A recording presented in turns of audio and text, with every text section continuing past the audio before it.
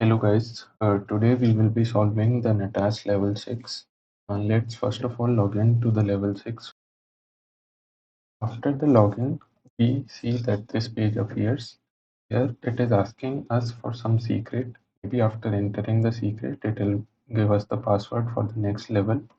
It is also giving us a hint to check the source code of the web page. Let's check the source code.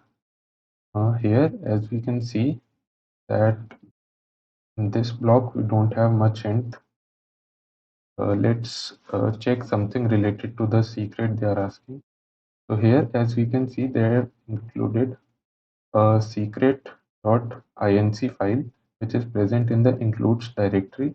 And with the help of that, they are using this function, which eventually gives us the password for the level 7.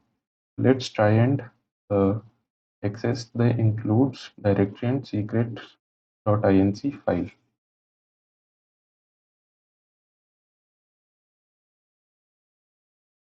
As we can see, after accessing the secrets.inc, we find this secret present over here.